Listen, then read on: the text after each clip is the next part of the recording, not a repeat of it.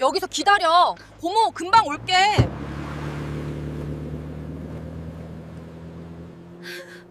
12월 밤 외딴 다리 위에 10살 남매만 남겨진 채 차는 떠났어요.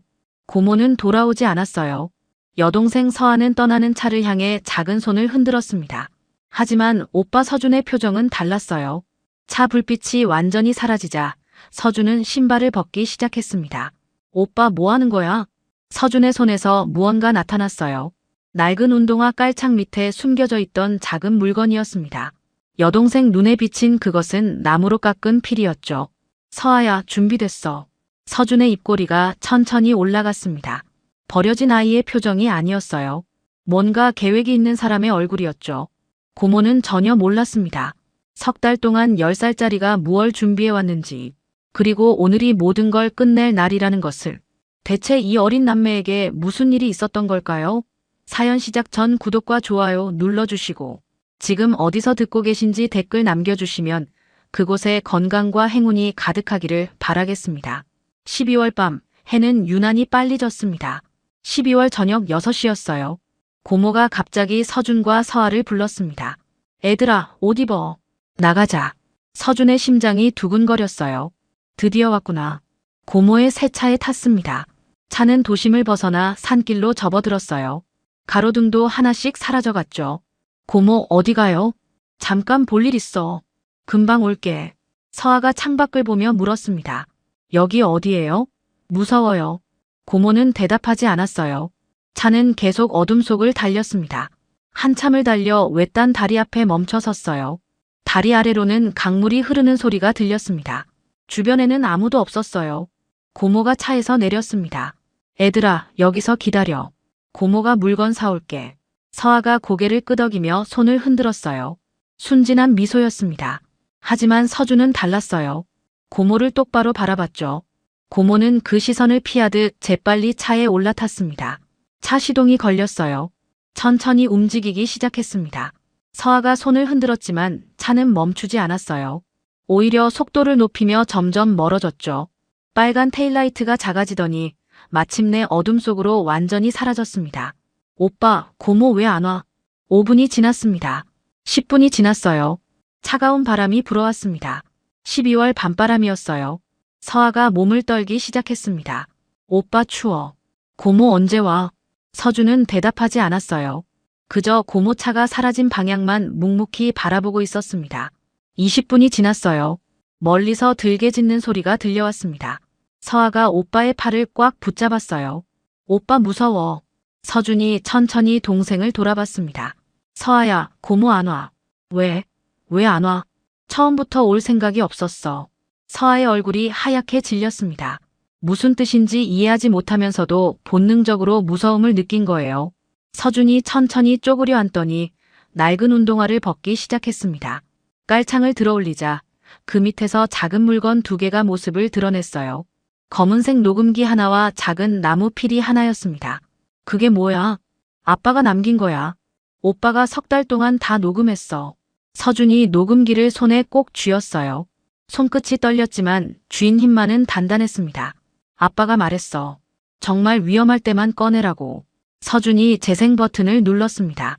잠시 지직거리는 소리가 나더니 익숙한 목소리가 흘러나왔어요. 고모의 목소리였습니다. 보험금 챙기고 애들은 처리해야지. 외갓집에서 찾기 전에. 서아의 얼굴이 굳어졌어요.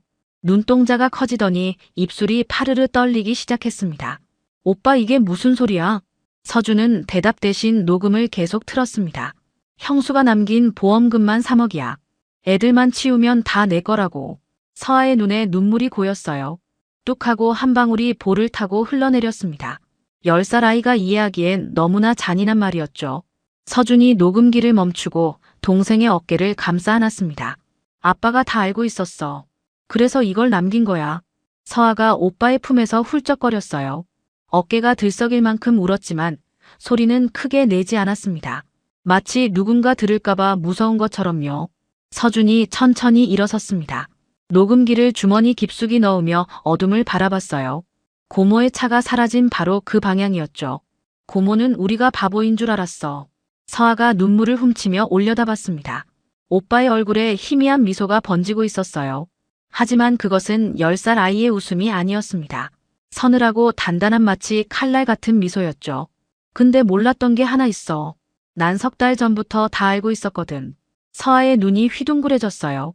오빠가 그 오랜 시간 동안 혼자서 이 무거운 진실을 품고 있었다는 사실이 믿기지 않았습니다. 아빠가 다 준비해뒀어. 서준이 작은 나무 피리를 꺼냈습니다. 달빛에 비친 피리가 은은하게 빛났어요. 서아야, 이제 시작이야. 차가운 바람이 불어왔습니다. 서아가 몸을 움츠리자 서준이 자기 점퍼를 벗어 동생 어깨에 덮어줬어요. 얇은 티셔츠 하나만 남은 서준의 팔에 소름이 돋았지만 내색하지 않았습니다. 오빠 추워. 괜찮아. 오빠는 안 추워. 서준이 주머니에서 작은 초콜릿을 꺼냈어요. 며칠 전부터 이 순간을 대비해 몰래 숨겨둔 것이었습니다. 이거 먹어. 배고프지? 오빠는? 바로 그때 서준의 배에서 꼬르륵 소리가 났어요. 조용한 다리 위에 그 소리가 유난히 크게 울렸습니다. 서아가 울다 말고 피식 웃음을 터뜨렸어요. 그리고 초콜릿을 반으로 나눴습니다. 같이 먹어, 오빠. 서준이 반쪽을 받아들었어요. 차가운 초콜릿이 입안에서 천천히 녹았습니다. 서아가 오빠의 손을 꼭 잡았어요. 작고 차가운 손이었지만 그 안에는 아직 온기가 남아 있었죠. 오빠, 우리 어떡해? 괜찮아. 오빠가 지킬게. 서준은 동생의 손을 맞잡으며 속으로 다짐했습니다. 아빠 기다려. 내가 반드시 끝낼게. 다리 위에는 여전히 차가운 바람만 불고 있었어요.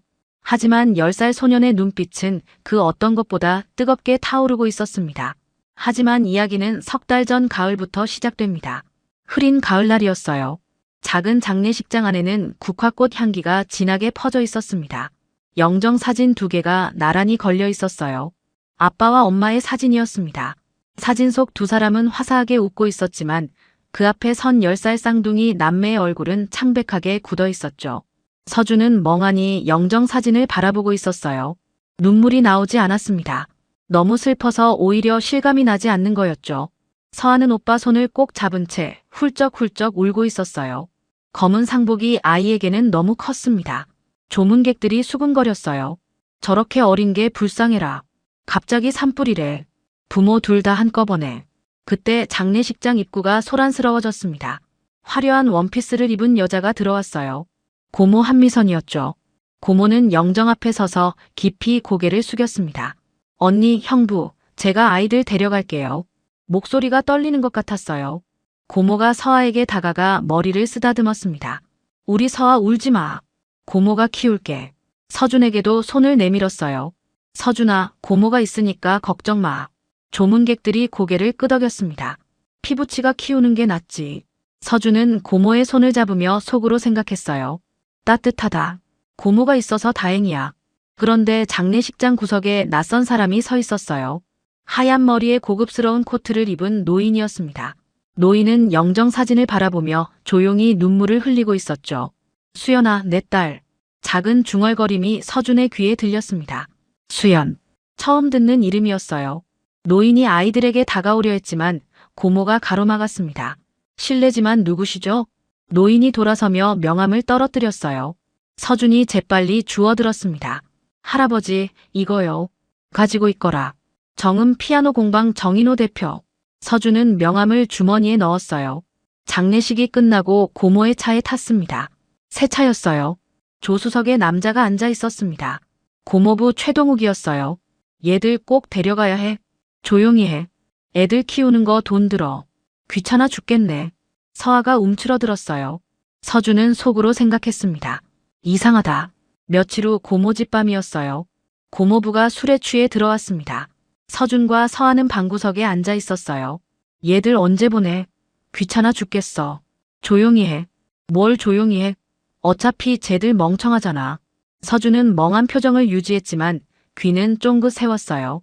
다음 달 보험금 나오면 끝이야. 진짜 그 돈 얼마래? 3억. 애들만 처리하면 다 내 거야. 서준의 심장이 쿵했지만 표정은 바꾸지 않았습니다. 처리한다고. 우리를. 그날 밤 서준은 아버지의 유품 상자를 뒤졌어요. 봉투 하나를 발견했습니다. 서준아, 서아에게. 우리 서준아, 서아야, 아빠가 혹시 모를 일 때문에 이 편지를 써둔다. 고모가 이상한 질문을 해. 돈 얘기만 하더라. 무서운 사람들 만나고 있었어. 경찰한테 말했는데 증거가 없대. 엄마 원래 이름은 정수연이야. 외할아버지랑 싸우고 이름 바꿨대. 서준의 손이 떨렸습니다. 서준아, 내 운동화 깔창 밑에 녹음기랑 필이 숨겨뒀어. 위험할 때만 꺼내. 외할아버지 찾아가렴. 정음 피아노 공방 정인호 대표님이야. 마지막 줄이 눈에 들어왔어요. 우리 서준이 서아, 아빠 엄마는 항상 너희 편이야. 사랑한다. 서준의 눈에서 눈물이 뚝뚝 떨어졌습니다. 옆에서 서아가 새근새근 자고 있었어요. 아빠가 다 알고 있었구나. 우릴 지키려고 준비해둔 거야. 서준은 소리 없이 울었어요. 그리고 맹세했습니다. 살아남는다. 서아 지킨다. 반드시 복수한다. 신발을 확인했습니다. 깔창 밑에 진짜로 녹음기와 피리가 있었어요. 작은 나무 피리였습니다. 아빠가 손수 깎아서 만든 것이었죠. 아빠 고마워. 내가 반드시 지킬게. 창밖에서 달빛이 희미하게 비쳐 들어왔습니다. 10살 소년의 눈에서 눈물이 마르고 그 자리에 단단한 결의가 자리 잡았어요. 그날 밤 이후 서준은 달라졌습니다. 아버지의 편지를 읽은 다음 날 밤이었어요. 서준은 화장실 거울 앞에 섰습니다. 형광등 불빛이 창백한 얼굴을 비췄어요. 서준은 거울 속 자신을 바라보며 연습을 시작했습니다. 멍한 표정, 초점 없는 눈, 느린 반응. 처음에는 어색했어요. 하지만 서준은 포기하지 않았습니다. 수십 번, 수백 번 반복했어요. 바보인 척해야 해. 고모가 방심하도록. 며칠 후 학교에서 음악 시험이 있었습니다. 서준은 원래 음악 천재였어요. 전국 초등음악 콩쿠르에서 금상을 받은 적도 있었죠. 시험지를 받자 머릿속에서 답이 술술 나왔습니다. 하지만 서준은 펜을 움직이지 않았어요. 백지 그대로 제출했습니다. 선생님이 깜짝 놀라 서준을 불렀어요. 서준아, 괜찮니? 뭐가 문제야? 서준은 멍하니 선생님을 바라볼 뿐 대답하지 않았습니다. 눈동자의 초점을 일부러 흐리게 만들었어요. 부모님 일 때문에 충격받았나 보다. 친구들이 수군거렸습니다. 쟤 완전 바보 됐대. 불쌍하다. 그렇게 똑똑했는데. 집에 돌아오자 고모가 소파에 앉아 TV를 보고 있었어요. 맥주캔이 테이블 위에 굴러다녔고 담배 연기가 거실에 자욱했습니다. 서준아, 학교 갔다 왔어? 서준은 대답하지 않았어요. 그저 멍하니 벽만 바라봤습니다. 야, 귀 안 들려? 여전히 무반응이었습니다. 고모가 혀를 찼어요. 이 새끼 진짜 머리 맛이 갔나 봐. 고모부가 옆에서 킬킬 웃었습니다. 잘 됐네. 바보면 신경 안 써도 되잖아. 서준은 속으로 차갑게 웃었어요. 바보 연기가 완벽하게 먹혀들고 있었습니다. 밤이 되면 서준은 고모와 고모부의 대화를 엿들었어요. 방문 사이로 목소리가 희미하게 들렸습니다. 보험금 언제 나와? 다음 달에. 집은? 인감 도장만 찾으면 팔 수 있어. 애들은? 때 되면 보내버려. 서준은 아버지의 녹음기로 모든 것을 녹음했습니다. 증거가 하나씩 쌓여갔어요. 가장 힘든 시간은 밤이었습니다. 고모가 남매를 창고방에 가뒀어요. 창문 없는 작은 방이었습니다. 곰팡이 냄새가 났고 이불 하나와 베개 2개뿐이었어요. 문이 닫히고 바깥에서 자물쇠 소리가 났습니다. 찰칵. 식사 시간이 되면 문이 열리고 찬밥 그릇 2개가 밀려 들어왔어요. 반찬도 없었습니다. 서준은 서아에게 자기 밥을 조금씩 덜어줬어요. 서아가 먼저 잠들었습니다. 서준은 동생이 깊이 잠든 것을 확인한 후 조심스럽게 움직였어요. 신발 깔창 밑에 숨겨둔 아버지의 피리를 꺼냈습니다. 작은 나무 피리였어요. 아버지가 손수 깎아서 만든 것이었죠. 서준은 그 피리를 입에 댔습니다. 그리고 이불을 뒤집어 썼어요. 소리가 새어나갈까봐 조심스럽게. 후. 낮고 부드러운 소리가 흘러나왔습니다. 엄마가 좋아하던 자장가였어요. 서준의 손가락이 피리 구멍 위에서 춤을 췄습니다. 완벽한 음정이었어요. 낮에는 바보인 척해야 했습니다. 학교에서는 아무 말도 하지 않았고 음악실 앞을 지날 때마다 고개를 돌렸어요. 친구들이 노래 부를 때 주먹을 꽉 쥐었습니다. 하지만 밤에는 달랐어요. 창고 안어둠 속에서 서준은 자유로웠습니다. 이불 밑에서 피리를 불 때만큼은 진짜 자신이 될 수 있었어요. 재능을 숨겨야만 살 수 있다는 게 얼마나 고통스러운지 아무도 몰랐습니다. 눈물이 볼을 타고 흘러내렸어요. 하지만 피리는 멈추지 않았습니다. 음악은 서준이 세상과 연결된 유일한 통로였거든요. 아빠, 나 여기 있어. 아직 포기 안 했어. 어느 날 새벽 서준은 고모의 서재에서 서류를 찾다가 실수로 서랍을 3개 닫았습니다. 꽈당. 고모가 불을 켜고 나왔어요. 뭐야 이 새끼가. 서준은 그 자리에 쪼그려 앉아 멍한 표정을 지었습니다. 입에서 침을 질질 흘리며 벽만 바라봤어요. 진짜 몽유병인가. 쥐새끼만도 못하네. 고모가 발로 서준을 툭 차고 다시 방으로 들어갔습니다. 서준은 한참 동안 움직이지 못했어요. 심장이 미친 듯이 뛰었습니다. 휴 살았다. 방으로 돌아오니 서아가 눈을 뜨고 있었어요. 오빠 괜찮아? 응, 괜찮아. 서준이 동생 옆에 누웠습니다. 천장을 바라보며 속으로 다짐했어요. 조금만 더 버티자. 반드시 빠져나갈 거야. 이틀 전 밤이었습니다. 고모의 전화 통화 소리가 들려왔어요. 일요일이면 되는 거지. 그 다리에 내려놓으면 돼. 밤 늦으면 아무도 없어. 실종 신고하고 한두 달 지나면 끝이야. 서준은 녹음기로 마지막 증거를 저장했습니다. 드디어 왔다. 아빠 준비 끝났어. 창밖에서 달빛이 희미하게 비쳐 들어왔어요. 10살 소녀는 이를 악물고 있었습니다. 석 달 동안 바보인 척 숨죽이며 살았던 분노. 하지만 서준은 포기하지 않았어요. 진짜 복수의 날이 올 때까지. 그 시각 서울 도심 한복판이었습니다. 초고층 빌딩이 하늘을 찌르고 있었습니다. 정음 피아노 공방 본사였어요. 꼭대기층 회장실에서 75살 노인이 창밖을 바라보고 있었죠. 정인호 회장이었습니다. 하얀 머리카락이 단정하게 빗겨져 있었어요. 얼굴에는 깊은 주름이 패여 있었습니다. 하지만 눈빛만은 여전히 날카로웠죠. 책상 위에 사진 한 장이 놓여 있었어요. 젊은 여자와 아기가 함께 찍은 사진이었습니다. 수연아. 정인호가 사진을 바라보며 나지막이 중얼거렸어요. 낮에 정인호는 냉철한 회장이었습니다. 회의실에서 카리스마가 넘쳤죠. 실적 떨어지면 책임져. 임원들이 고개를 숙였어요. 하지만 밤이 되면 달랐습니다. 정인호는 저택 2층에 있는 방으로 향했어요. 30년간 그대로 보존된 딸의 방이었습니다. 침대 위에는 먼지가 쌓인 인형이 놓여 있었어요. 정인호가 침대에 앉아 인형을 안았습니다. 그리고 소리 없이 울기 시작했죠. 수연아, 아빠가 미안해. 30년 전 기억이 떠올랐어요. 그날 20살 딸 수연이 찾아왔었습니다. 아빠, 나 결혼하고 싶은 사람 있어. 정인호가 물었어요. 누군데? 초등학교 음악 선생님이야. 이름은 이재훈. 정인호는 그 남자를 조사했습니다. 집안에 재산도 없었어요. 배경도 없었죠. 미쳤어? 내 딸이 그런 사람한테 시집가? 수연의 얼굴이 붉어졌어요. 아빠는 맨날 회사만. 나보다 회사가 중요하잖아. 정인호가 차갑게 말했습니다. 그 남자랑 결혼하면 넌 내 딸 아니야. 수연의 눈에 눈물이 차올랐어요. 좋아요. 그럼 딸 안 할게요. 문이 쾅 닫혔습니다. 정인호가 뒤늦게 불렀어요. 수연아. 대답이 없었습니다. 그게 마지막이었어요. 다음 날 후회가 밀려왔습니다. 정인호는 탐정을 고용했어요. 하지만 수연은 이름을 바꾸고 본적지도 옮겼죠. 김수연이란 이름으로는 찾을 수 없습니다. 개명한 것 같습니다. 그래도 찾아. 돈은 얼마든지 줄 테니까.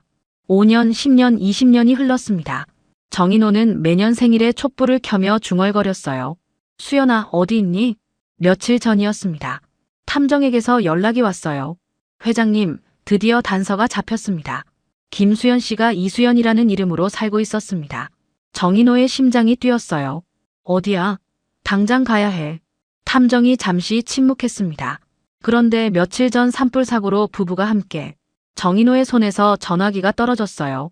무릎에 힘이 풀려 바닥에 주저앉았습니다. 수연아, 수연아. 며칠 후 정인호가 정신을 차렸습니다. 탐정한테 다시 연락해. 수연이 유족이 있는지 확인해. 조사 결과가 왔어요. 10살 쌍둥이 남매가 있습니다. 서준서아. 현재 고모 한미선에게 맡겨졌습니다. 정인호의 눈이 커졌습니다. 손주가 있어. 탐정이 계속 보고했어요. 한미선 신원은 도박빚 5억 사기 전과 이범입니다. 정인호의 얼굴이 굳어졌어요. 그런 인간한테 내 손주들이. 당장 데려와. 비서가 난감한 표정을 지었습니다. 법적으로는 한미선이 친권자입니다. 바로 데려올 수 없습니다. 정인호가 책상을 내리쳤어요. 방법을 찾아. 정인호는 특수팀장 이성호를 불렀습니다. 45살 남자로 전직 경호원이었죠. 성호야, 내가 맡아라. 손주들 지켜봐. 증거 모아. 법적으로 완벽하게. 이성호가 고개를 숙였습니다. 알겠습니다. 제가 반드시 데려오겠습니다. 변호사를 통해 친권 이전을 시도했지만 실패했어요. 아동보호기관에 신고도 했지만 고모가 잘 숨겼죠. 무혐의로 끝났습니다. 그렇게 석 달이 흘렀어요. 이성호가 긴급 연락을 해왔습니다. 회장님, 한미선이 움직입니다. 아이들을 차에 태워서 이동 중입니다. 어디로?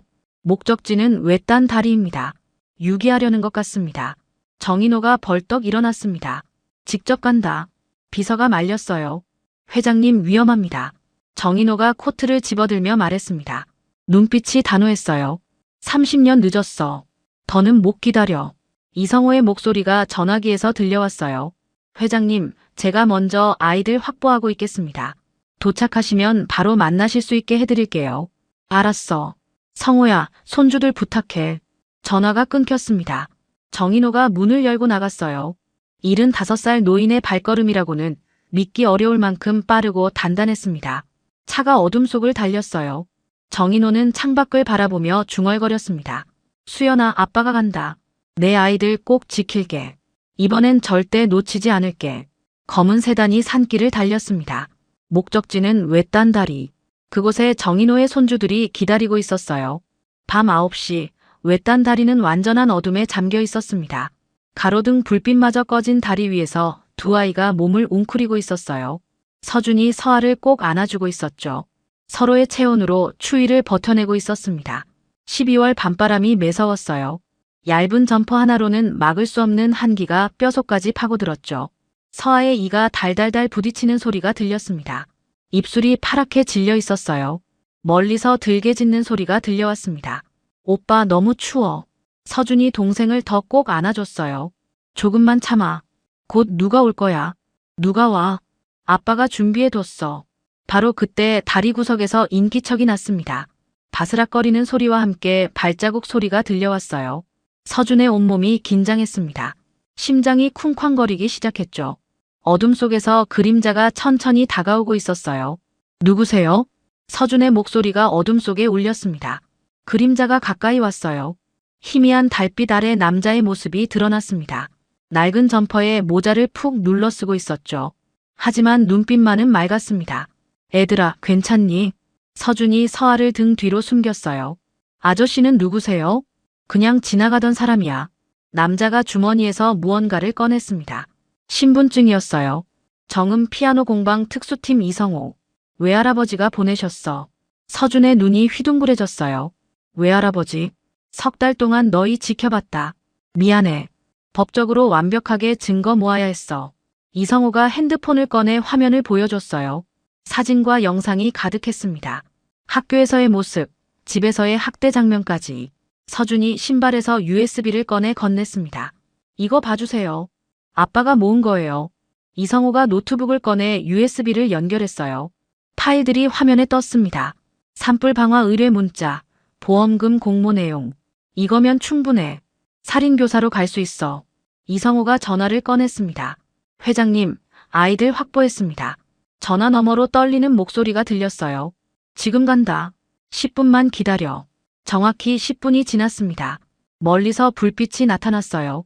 헤드라이트 두 줄기가 어둠을 가르며 다가왔죠. 검은색 고급 세단 한 대가 다리 앞에 멈춰 섰습니다. 서준의 심장이 쿵쾅쾅거렸어요. 뒷문이 열리고 하얀 머리카락의 노인이 천천히 모습을 드러냈습니다. 캐시미어 코트 자락이 밤바람에 흔들렸어요. 서준은 그 얼굴을 단번에 알아봤습니다. 장례식장에서 스쳐 지나갔던 바로 그 할아버지였죠. 저 사람 누구야? 외할아버지래. 우리 외할아버지 있었어. 정인호가 천천히 아이들에게 다가왔어요. 구두굽이 자갈을 밟는 소리가 또각 울렸습니다. 정인호의 발걸음이 멈췄어요. 서아의 얼굴을 보는 순간 30년 전 20살 수연의 모습이 겹쳐 보였거든요. 수연이 어릴 때랑 똑같아. 목소리가 바람에 흩어지듯 갈라졌습니다. 정인호가 천천히 무릎을 꿇었어요. 차가운 땅에 무릎이 닿는 것도 아랑곳하지 않았습니다. 서준아, 서아야. 정인호의 입술이 파르르 떨렸어요. 서아가 오빠 뒤에서 조심스럽게 얼굴을 내밀었습니다. 할아버지. 그 한마디에 정인호의 어깨가 들썩였어요. 30년을 기다린 호칭이었거든요. 주름진 손이 떨리며 서아의 볼을 어루만졌습니다.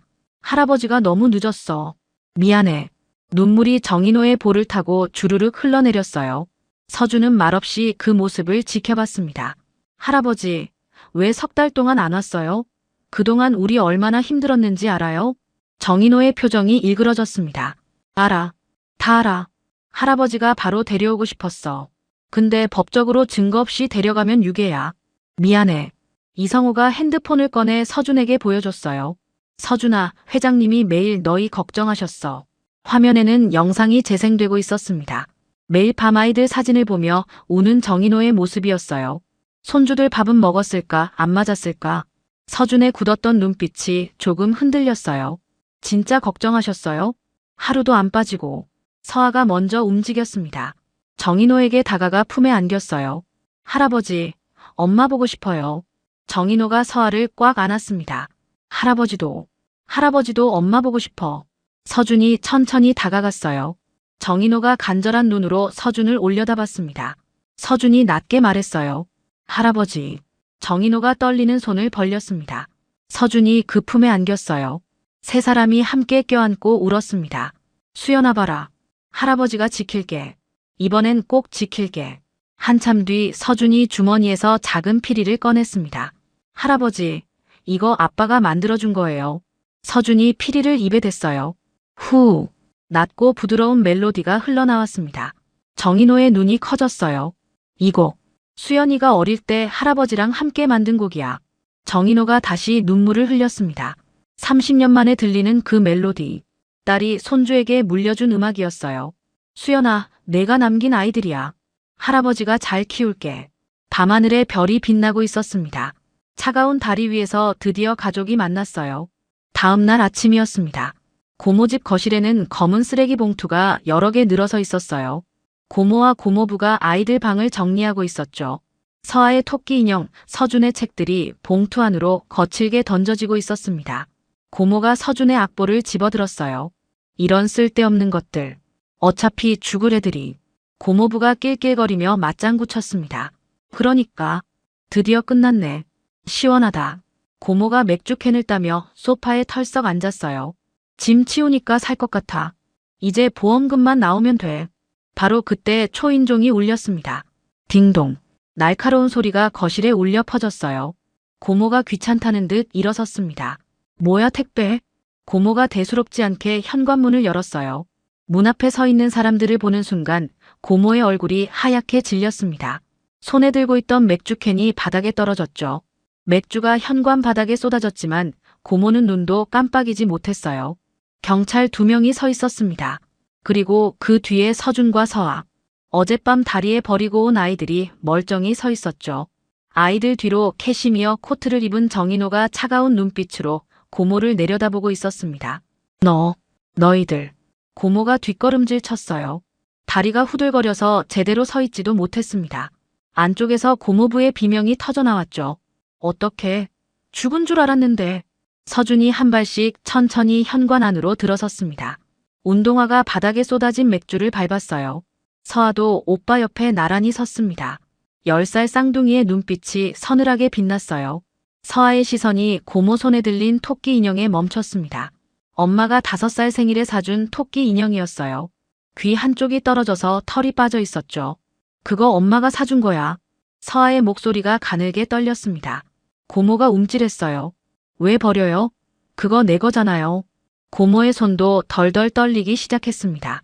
인형이 바닥에 툭 떨어졌어요. 서준이 고모를 똑바로 바라봤습니다. 눈빛이 얼음장처럼 차가웠어요.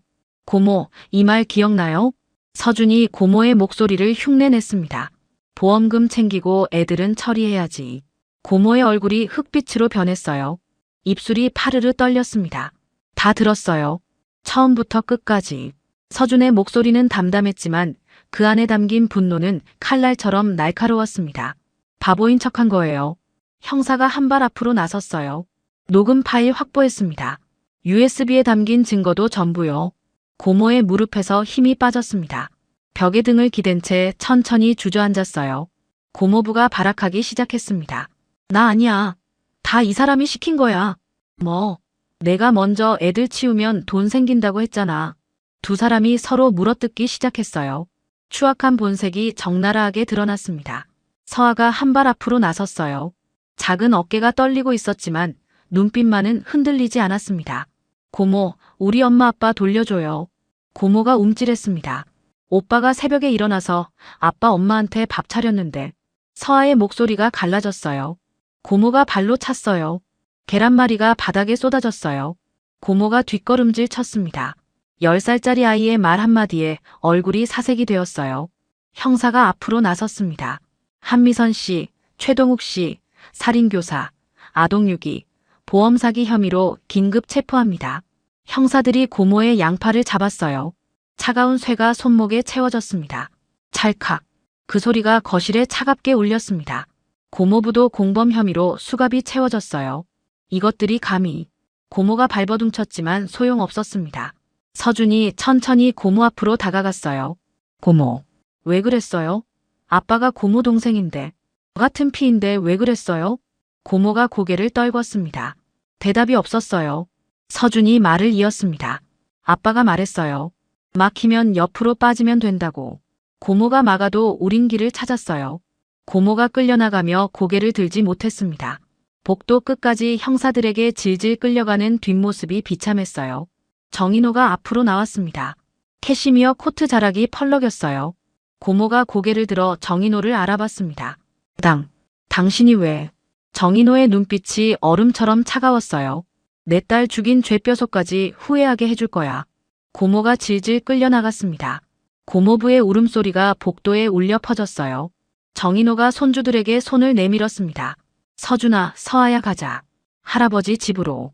서준이 한 손, 서아가 한 손을 잡았어요. 세 사람이 함께 현관을 나섰습니다. 아침 햇살이 눈부시게 쏟아지고 있었죠. 1년 후 법정이었습니다. 높은 천장 아래 차가운 공기가 감돌았어요. 형광등 불빛이 하얗게 쏟아지고 있었죠. 방청석에는 사람들이 빼곡히 들어차 있었습니다. 웅성거리는 소리가 법정 안을 가득 채웠어요. 기자들의 카메라 셔터 소리가 연신 딸깍딸깍거렸습니다. 피고인석에 고모가 앉아 있었어요. 1년 사이에 얼굴이 반쪽이 되어 있었습니다. 광대뼈가 툭 튀어나왔어요. 눈 밑에는 시커먼 그늘이 드리워져 있었죠. 손목에 채워진 수갑이 형광등 불빛에 번들거렸습니다. 서준은 방청석 맨 앞줄에 앉아 있었어요. 왼쪽에는 서아가, 오른쪽에는 정인호가 나란히 앉아 있었습니다. 서준의 심장이 쿵쾅쾅거렸어요. 손바닥에 땀이 배어났습니다. 검사가 자리에서 일어섰습니다. 검은 법복 자락이 펄럭였어요. 피고인 한미선은 10살 조카 2명을 인적 없는 외딴 다리에 유기했습니다. 방청석이 술렁였어요. 여기저기서 한숨 소리가 들려왔습니다. 부모의 보험금 3억 원을 노리고 계획적으로 범행했습니다. 또한 피해 아동의 부모 사망 사건에도 개입한 정황이 확인되었습니다. 검사의 목소리가 법정에 차갑게 울려 퍼졌어요. 고모의 어깨가 움츠러들었습니다. 고개를 푹 숙인 채 바닥만 내려다보고 있었죠. 판사가 방청석을 향해 입을 열었습니다. 피해자 진술 있습니까? 서준이 천천히 자리에서 일어섰어요. 심장이 쿵쾅거렸지만 다리는 떨리지 않았습니다. 서아가 오빠의 손을 꼭 잡아줬어요. 서준이 증인석으로 걸어갔습니다. 마이크 앞에 서니 법정이 한눈에 들어왔어요. 서준은 심호흡을 한 번 하고 입을 열었습니다. 저는 고모를 믿었습니다. 11살 아이의 목소리가 조용한 법정에 울려 퍼졌어요. 아빠 엄마가 돌아가시고 고모밖에 없었으니까요. 고모가 우리를 지켜줄 줄 알았어요. 서준의 목소리는 담담했지만 그 안에 담긴 아픔이 느껴졌습니다. 근데 고모는 처음부터 우리 돈만 원했어요. 보험금이랑 집이랑. 우리한테는 관심도 없었어요. 방청석에서 누군가 코를 훌쩍였어요. 여기저기서 손수건을 꺼내는 소리가 들렸습니다. 제가 새벽에 일어나서 아빠 엄마한테 밥을 차렸어요. 계란말이랑 밥이랑. 엄마가 좋아하셨던 거요. 서준의 눈가가 살짝 붉어졌어요. 고모가 그걸 발로 찼어요. 바닥에 다 쏟아졌어요. 법정이 조용해졌습니다. 숨소리조차 들리지 않았어요. 다리에 버리고 갈 때 고모는 웃고 있었어요. 차 안에서 킬킬거리는 소리가 들렸어요. 고모가 고개를 더 깊이 숙였습니다. 어깨가 파르르 떨리고 있었어요. 서준이 주머니에서 작은 피리를 꺼냈습니다. 이건 아빠가 만들어주신 거예요. 고모는 몰랐어요. 제가 음악을 할 수 있다는 걸. 서준이 피리를 입에 댔습니다. 후, 낮고 부드러운 멜로디가 법정에 울려 퍼졌어요. 엄마가 좋아하던 자장가였습니다. 방청석에서 여기저기 울음소리가 터져나왔어요. 피리 소리가 멈췄습니다. 서준이 피고인석을 똑바로 바라봤어요. 고모, 왜 그랬어요? 고모가 입술을 달싹였지만 아무 소리도 나오지 않았습니다. 법정 안에 무거운 침묵이 내려앉았어요. 담임 선생님이 증인석에 섰습니다. 손수건을 연신 쥐었다 폈다 하고 있었어요. 저는 서와 팔에서 멍을 봤습니다. 서준이 눈빛도 이상했어요. 도와달라는 눈빛이었어요. 선생님이 눈물을 글썽였습니다. 그때 신고했어야 했는데, 제가 그때 움직였으면 아이들이 덜 힘들었을 텐데. 선생님이 손수건으로 눈물을 닦았어요. 서준이 증인석을 향해 고개를 숙여 인사했습니다. 마침내 판결의 시간이 왔습니다. 판사가 서류를 정리하며 입을 열었어요. 법정 안이 긴장감으로 팽팽해졌습니다. 피고인 한미선. 판사의 목소리가 엄숙하게 울렸습니다. 살인교사 아동유기 보험사기 혐의로 징역 18년을 선고합니다. 고모의 얼굴이 하얗게 질렸어요. 눈이 휘둥그레졌습니다. 18년? 고모의 비명이 터져나왔어요. 다리에서 힘이 빠져 그 자리에 주저앉았습니다. 서준아, 살려줘. 고모가 방청석을 향해 소리쳤어요. 얼굴이 흉하게 일그러져 있었습니다. 고모가 잘못했어. 한 번만 봐줘. 고모가 발버둥치며 끌려갔습니다. 하지만 서준은 대답하지 않았어요. 그저 차가운 눈으로 고모를 바라볼 뿐이었죠. 석 달 동안 바보인 척 숨죽이며 살았던 분노. 새벽에 차린 밥상을 발로 걷어차이던 수모. 그 모든 기억이 서준의 눈 속에 담겨 있었습니다. 고모부도 공범 혐의로 징역 5년을 선고받았어요. 울면서 끌려나가는 비명이 법정 복도에 울려 퍼졌습니다. 법정 문이 닫히자 비명 소리가 멀어져 갔어요. 서준은 그제야 깊은 한숨을 내쉬었습니다. 어깨에 짐이 조금 내려간 것 같았죠. 법정을 나서자 햇살이 눈부시게 쏟아졌어요. 서준이 눈을 찡그리며 하늘을 올려다봤습니다. 구름 한 점 없이 맑은 하늘이었죠. 정인호가 손주들의 손을 꼭 잡았어요. 이제 끝났어. 할아버지가 지킬게. 서아가 할아버지 품에 안기며 울음을 터뜨렸습니다. 서준은 하늘을 올려다본 채 속으로 중얼거렸어요. 아빠, 엄마. 이겼어. 우리가 이겼어. 바람이 불어와 서준의 머리카락을 살랑살랑 흔들었습니다. 마치 아빠, 엄마가 대답하는 것 같았어요. 서준의 눈가에 눈물이 맺혔지만 입가에는 미소가 번졌습니다. 10년 후 봄이었습니다. 벚꽃이 흩날리는 명문대 캠퍼스는 눈부시게 빛나고 있었어요. 대강당 앞에 커다란 현수막이 걸려 있었습니다. 제58회 입학식이라는 글자가 바람에 펄럭였어요. 21살이 된 서준이 정장을 입고 서 있었습니다. 어깨가 넓어졌어요. 키가 훌쩍 자라 있었습니다. 10년 전 다리 위에서 떨던 10살 꼬마의 모습은 어디에도 없었죠. 옆에는 서아가 서 있었어요. 간호대 신입생이 된 서아도 어느새 어른이 되어 있었습니다. 뒤쪽에는 휠체어에 앉은 정인호가 있었어요. 85세가 된 할아버지는 머리카락이 하얗게 새었지만 눈빛만은 여전히 또렷했습니다. 이성호가 휠체어를 밀고 있었죠. 서아가 오빠의 옆구리를 쿡 찔렀어요. 오빠 긴장돼. 서준이 살짝 웃으며 고개를 끄덕였습니다. 조금. A음대 작곡과 수석이 뭘 긴장해. 너도 간호대 장학생이잖아.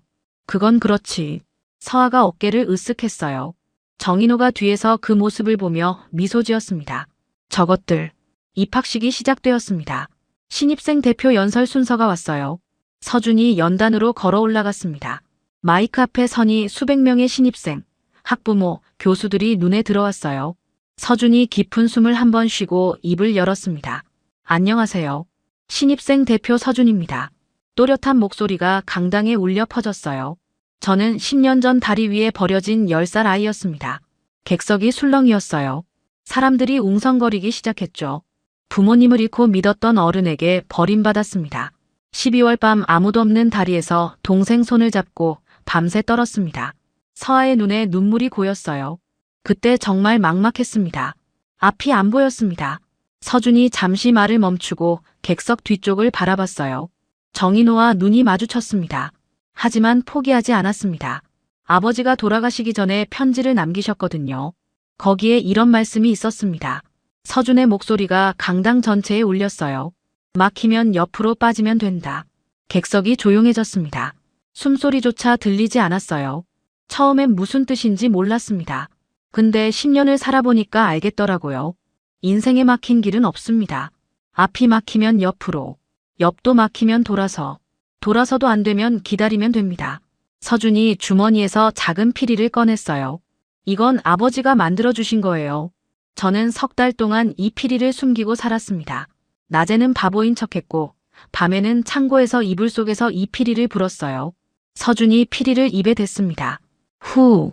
낮고 부드러운 멜로디가 강당에 울려 퍼졌어요. 정인호가 손수건으로 눈물을 닦았습니다. 피리 소리가 멈췄습니다. 포기만 하지 않으면 길은 반드시 열립니다. 저는 작곡가가 되려고 합니다. 저처럼 힘든 아이들에게 희망을 주는 음악을 만들고 싶습니다. 감사합니다. 박수가 터져 나왔어요. 여기저기서 길립박수가 일어났습니다. 정인호가 박수를 치며 눈물을 흘렸어요. 우리 서준이가 이렇게 컸어. 입학식이 끝나고 가족들은 산으로 향했습니다. 산 중턱에 나란히 있는 부모님의 묘소 앞에 섰어요. 서준이 꽃다발을 내려놓고 무릎을 꿇었습니다. 아빠, 엄마 왔어요. 저 음대 수석으로 들어갔어요. 약속 지켰죠? 서아도 옆에 무릎을 꿇었어요. 엄마, 나는 간호사 될 거야. 아픈 사람 고칠 거야. 정인호가 천천히 휠체어에서 일어났습니다. 이성호가 부축했지만 할아버지는 손을 저었어요. 묘비 앞에 무릎을 꿇으며 입을 열었습니다. 수연아, 애들 잘 컸지? 아빠가 미안해. 이제야 지켜줘서. 하늘에서 봐라. 바람이 불어왔어요. 벚꽃잎이 묘비 위로 흩날렸습니다. 마치 부모님이 대답하는 것 같았죠. 산에서 내려오는 길이었습니다. 벚꽃이 만개한 길을 걸었어요. 서아가 앞서가며 손을 뻗어 벚꽃잎을 받으려 했습니다. 서준이 뒤에서 그 모습을 바라봤어요. 정인호가 서준 옆에 섰습니다. 서준아, 고마워. 할아버지한테 와줘서. 저도 감사해요. 저희 안 버려줘서. 당연한 건데 뭘. 당연한 거 아니에요. 고모는 버렸잖아요. 정인호가 말을 잃었습니다. 서준이 조용히 말을 이었어요. 할아버지는 안 버렸어요. 석 달 동안 기다려줬잖아요. 그것만으로도 감사해요. 정인호의 눈에 눈물이 고였어요. 서준이 할아버지의 손을 꼭 잡았습니다. 할아버지, 오래오래 사세요. 그래, 너희 졸업하는 거 다 볼 때까지 살아야지. 집으로 가는 차 안이었습니다. 서아가 물었어요. 오빠, 행복해? 서준이 창밖을 보다가 동생을 돌아봤어요. 응, 행복해. 나도. 정인호가 웃으며 물었습니다. 배고프지? 할아버지가 맛있는 거 해줄게. 삼겹살, 된장찌개요? 남매가 동시에 대답했습니다. 정인호가 웃음을 터뜨렸어요. 둘 다 해줄게. 차 안에 웃음소리가 퍼졌습니다. 서준이 다시 창밖을 바라봤어요. 벚꽃이 흩날리는 거리가 보였습니다. 10년 전 그 다리가 떠올랐어요. 어둡고 춥고 무서웠던 밤. 하지만 포기하지 않았죠. 서준의 입가에 미소가 번졌습니다. 아빠 말이 맞았어. 포기하지 않으니까 길이 열렸어. 이제 서준의 인생은 버려지는 인생이 아니었습니다.